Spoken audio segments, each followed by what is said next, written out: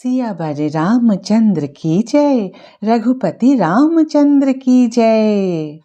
नमस्ते दोस्तों, मैं अंजना आप सभी को अंजना अंजनिया में स्वागत करती हूँ। आशा करती हूँ कि आप सब स्वस्थ हैं और अपना बहुत सारा ख्याल रख रहे हैं। आज 22 जनवरी 2024 सदियों के प्रतीक्षा के बाद प्रभु श्री राम अयोध्या में फिर से पधारे हैं। त्रेता युग में श्री राम 14 साल के लिए वनवास गए थे, मगर इस बार तो 500 सालों की लड़ाई, अनगिनत प्राणों की बलिदान और 134 सालों की कोर्ट केस के बाद अल्टीमेटली सुप्रीम कोर्ट ने सारी विवाद का अंत करके राम मंदिर के पक्ष में राय दिए है और 2020 में राम मंदिर निर्माण का काम फिर से शुरू हुआ है। और आज वो शुभ घड़ी आ ही गई है कि राम जी का प्राण प्रतिष्ठा करके फिर से उनका स्वागत किया जाए। प्रधानमंत्री नरेंद्र मोदी जी ने खुद श्री राम जी का प्राण प्रतिष्ठा किए हैं।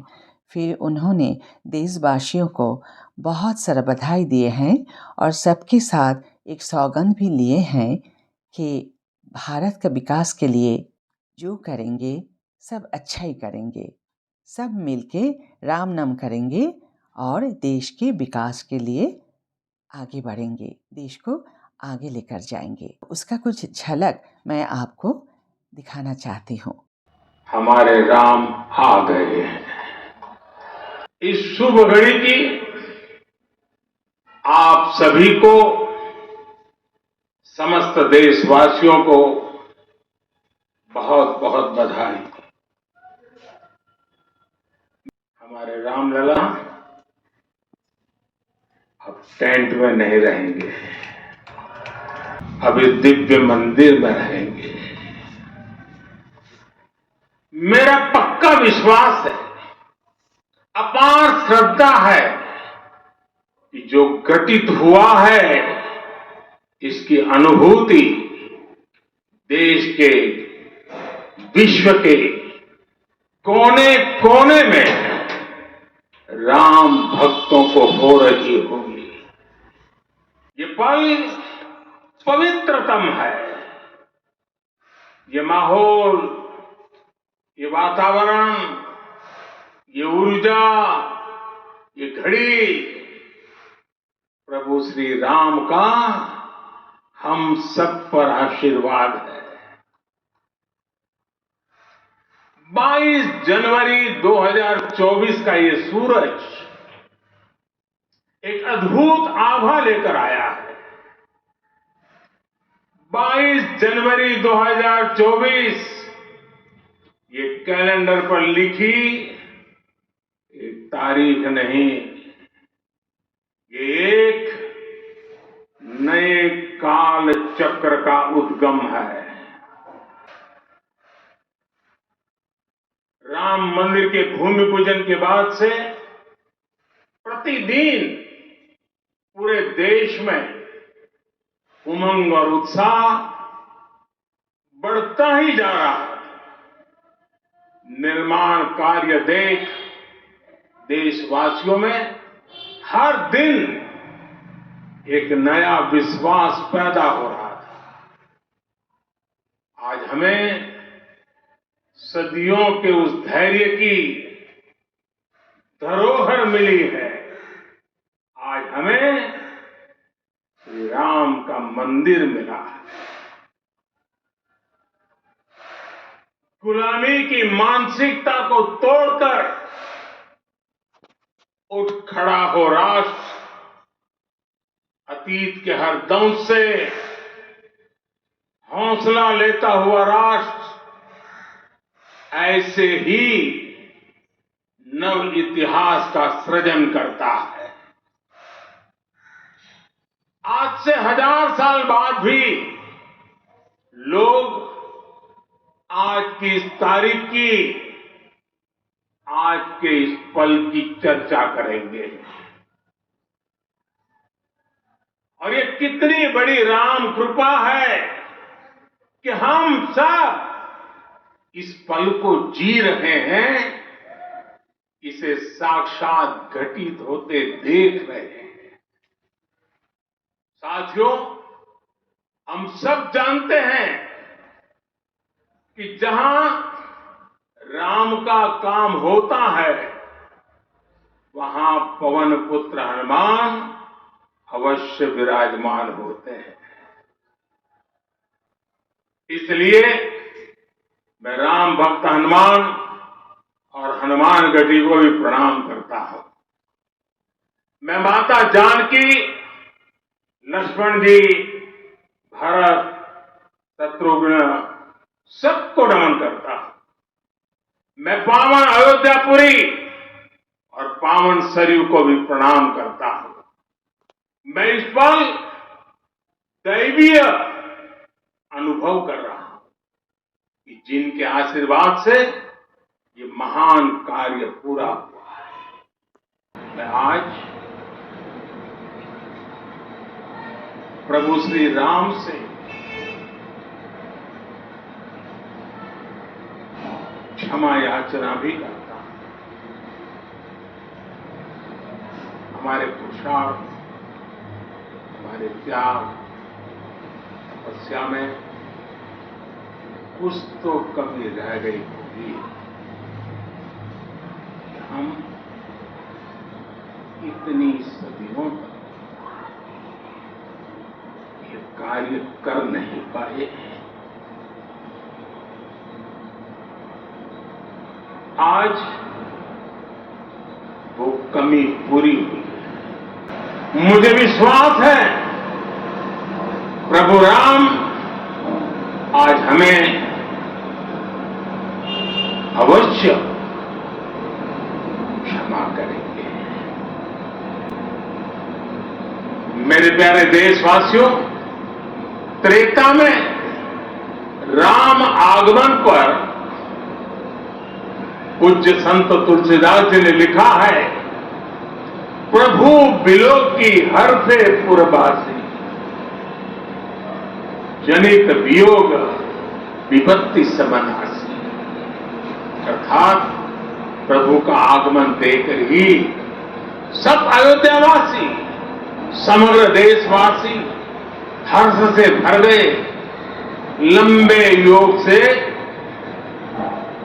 वियोग से जो आपत्ति आई थी उसका अंत हो गया। इस युग में तो अयोध्या और देशवासियों ने सैकड़ों वर्षों का वियोग सहा है। हमारी कई कई पीढ़ियों ने वियोग सहा है। भारत के तो संविधान में उसकी पहली प्रति में भगवान राम विराजमान है। संविधान के अस्तित्व में आने के बाद भी दशकों तक प्रभु श्री राम के अस्तित्व को लेकर कानूनी लड़ाई चली। मैं आभार व्यक्त करूंगा भारत की न्यायपालिका का, जिसने न्याय की लाज रख ली।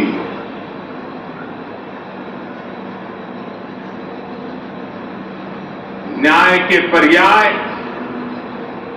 प्रभु राम का मंदिर भी न्यायबद्ध तरीके से ही बना। साथियों, आज गांव-गांव में एक साथ कीर्तन संकीर्तन हो रहे हैं। आज मंदिरों में उत्सव हो रहे हैं। स्वच्छता अभियान चलाए जा रहे हैं। पूरा देश आज दीपावली मना रहा है। कल मैं श्री राम के आशीर्वाद से धनुष कोड़ी में राम सेतु के आरंभ बिंदु अरिचल मुनाई पर था।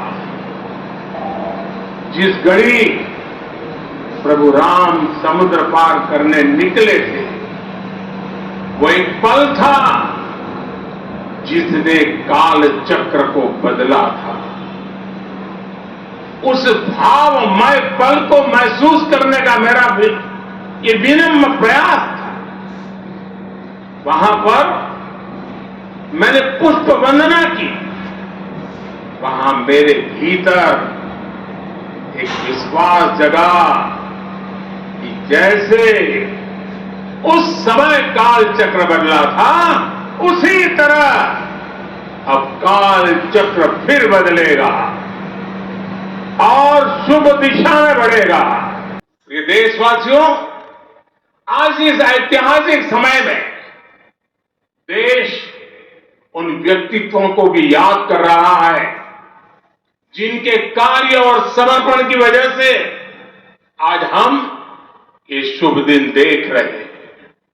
राम के इस काम में कितने ही लोगों ने त्याग और तपस्या की पराकाष्ठा करके दिखाई। उन अनगिनत राम भक्तों के, उन अनगिनत कार सेवकों के और उन अनगिनत संत महात्माओं के हम सब ऋणी हैं। साथियों, आज का ये अवसर उत्सवता का क्षण तो है ही, लेकिन इसके साथ ही यह क्षण भारतीय समाज की परिपक्वता के बोध का भी क्षण है। हमारे लिए ये अवसर सिर्फ विजय का नहीं, विनय का भी है। वो भी एक समय था जब कुछ लोग कहते थे कि राम मंदिर बना तो आग लग जाएगी। ऐसे लोग भारत के सामाजिक भाव की पवित्रता को नहीं जान पाते। राम लला के इस मंदिर का निर्माण भारतीय समाज के शांति, धैर्य, आपसी सद्भाव और समन्वय का भी प्रतीक है। हम देख रहे हैं ये निर्माण किसी आग को नहीं बल्कि ऊर्जा को जन्म दे रहा है। राम मंदिर समाज के हर वर्ग को एक उज्जवल भविष्य के पथ पर बढ़ने की प्रेरणा लेकर आया है। मैं आज उन लोगों से आह्वान करूंगा, आइए आप महसूस कीजिए, अपनी सोच पर पुनर्विचार कीजिए। राम आग नहीं है, राम ऊर्जा है। राम विवाद नहीं, राम समाधान है। राम सिर्फ हमारे नहीं है, राम तो सबके हैं। राम वर्तमान नहीं, सिर्फ वर्तमान ही नहीं, राम अनंत काल है। साथियों, आज जिस तरह राम मंदिर प्राण प्रतिष्ठा के इस आयोजन से पूरा विश्व जुड़ा हुआ है, उसमें राम की सर्वव्यापकता के दर्शन हो रहे हैं। जैसा उत्सव भारत में है, वैसा ही अनेक देशों में है। ये मंदिर मात्र एक देव मंदिर नहीं है, ये भारत की दृष्टि का, भारत के दर्शन का, भारत के दिग्दर्शन का मंदिर है। ये राम के रूप में राष्ट्र चेतना का मंदिर है। राम भारत की आस्था है, राम भारत का आधार है। राम भारत का विचार है, राम भारत का विधान है। राम भारत की चेतना है, राम भारत का चिंतन है। राम भारत की प्रतिष्ठा है, राम भारत का प्रताप है। राम प्रवाह है, राम प्रभाव है। राम नीति भी है, राम नीति भी है। राम नित्यता भी है, राम निरंतरता भी है। राम विभु है, विशद है, राम व्यापक है, और इसलिए मेरे प्यारे देशवासियों, आज अयोध्या भूमि हम सभी से, प्रत्येक राम भक्त से, प्रत्येक भारतीय से कुछ सवाल कर रही है। श्री राम का भव्य मंदिर तो बन गया, अब आगे क्या? सदियों का इंतजार तो खत्म हो गया, अब आगे क्या? आज के इस अवसर पर जो दैवीय आत्माएं हमें आशीर्वाद देने के लिए उपस्थित हुई हैं, हमें देख रही हैं, उन्हें क्या हम ऐसे ही विदा करेंगे? नहीं, कदापि नहीं। आज मैं पूरे पवित्र मन से महसूस कर रहा हूं कि काल चक्र बदल रहा है। ये सुखद संयोग है कि हमारी पीढ़ी को एक कालजयी पथ के शिल्पकार के रूप में चुना गया है। 1000 वर्ष बाद की पीढ़ी राष्ट्र निर्माण के हमारे आज के कार्यों को याद करेगी। इसलिए मैं कहता हूं, यही समय है, सही समय है। हमें आज से, इस पवित्र समय से, अगले 1000 साल के भारत की नींव रखनी है। मंदिर निर्माण से आगे बढ़कर अब हमें सभी देशवासी यही इस पल से समर्थ, सक्षम, भव्य, दिव्य भारत के निर्माण की सौगंध लेते हैं कि अगर लक्ष्य सत्य प्रमाणित हो, अगर लक्ष्य सामूहिकता और संगठित शक्ति से जन्मा हो, तब उस लक्ष्य को प्राप्त करना असंभव नहीं है। ये भारत का समय है और भारत अब आगे बढ़ने वाला है। शताब्दियों की प्रतीक्षा के बाद हम यहां पहुंचे हैं। हम सब ने इस युग का, इस कालखंड का इंतजार किया है। अब हम रुकेंगे नहीं, हम विकास की ऊंचाई पर जाकर ही रहेंगे। इसी भाव के साथ रामलला के चरणों में प्रणाम करते हुए आप सभी को बहुत बहुत शुभकामनाएं। सभी संतों के चरणों में मेरे प्रणाम। सियावर रामचंद्र की, सियावर रामचंद्र की, सियावर रामचंद्र की। जिन्होंने ये राम मंदिर निर्माण किए हैं, यानी कि जो श्रमिक शिल्पी ने राम मंदिर का निर्माण किए हैं, उन सबको बिठा के प्रधानमंत्री जी ने उन पर पुष्प वर्षण करके श्रद्धा ज्ञापन किए हैं। ये बहुत ही मनमोहक दृश्य है। ऐसे उन्होंने काशी विश्वनाथ जी का मंदिर में भी किए थे, उन लोगों का चरण धोके। इससे मोदी जी का मानसिकता का परिचय मिलता है। दोस्तों, रामलला के प्राण प्रतिष्ठा के तुरंत बाद से दूर दूर से कई दर्शनार्थी आए हैं मंदिर में राम जी का दर्शन के लिए। बहुत ही भीड़ हो गया है। भीड़ इतना बढ़ गया है कि पुलिस भी कंट्रोल नहीं कर पा रहे थे, मगर यूपी की पुलिस बहुत ही शांति से परिस्थिति हैंडल कर रहे हैं, क्योंकि सारे के सारे जो राम भक्त है प्रभु जी का दर्शन के लिए आए हैं दूर दूर से। सबके लिए बहुत बहुत शुभकामना के साथ सबका मंगल कामना करते हुए ये वीडियो मैं अभी समाप्त करना चाहती हूँ। अगर ये वीडियो अच्छी लगे तो लाइक और सब्सक्राइब करके मेरे साथ में रहिएगा और कमेंट बॉक्स में जय श्री राम लिख के मुझे उत्साहित कीजिएगा। सो मिलते हैं नेक्स्ट वीडियो में। जय श्री राम।